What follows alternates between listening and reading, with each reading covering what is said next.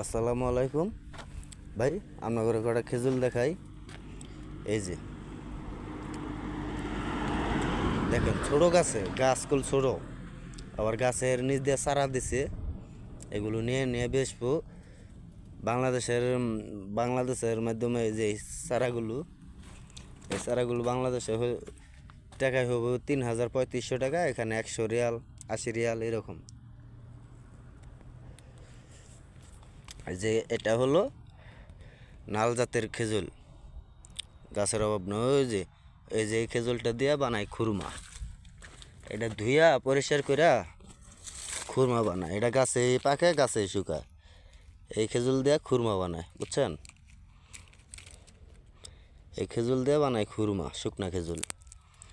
লাল টকটকা হয়েছে, দেখেন না কত সুন্দর সুন্দর খেজুর। অথচ এই দেশে এই সমস্ত খেজুরের কোনো দামই নেই, মূল্যই নেই, বুঝছেন? মনে হয় যে আপেল ধরে হয়েছে, রসমালাই ধরে হয়েছে।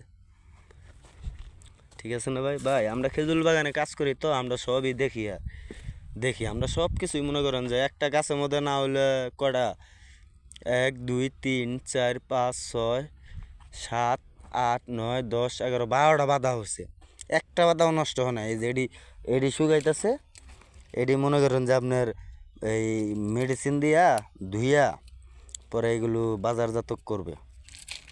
খেজুর ভালো ময়লা উঠছে, এগুলোর মধ্যে ময়লা হয়েছে, এগুলোর মধ্যে ময়লা হয়েছে, তবে এগুলো হবে আর কি, ধুইলে পরে এই পরিষ্কার হয়ে যাবে। এগুলো ধুইবে, অন্য অন্য জায়গার লোক তো খেজুর ধোয় না, দেখছেন? এই যে এটা হলো খেজুর বাগান, অনেক গাছ গুছ হয়েছে। আমরা এগুলো পরিষ্কার করি, আমরা এই বাগানে কাজ করে বেরোতো। আমাদের বেতন হলো ২৫০০ টাকা বেতন। সকাল ৫টা থেকে কাজ করি ৩টা পর্যন্ত। ওই যে খেজুর গাছ দেখছেন।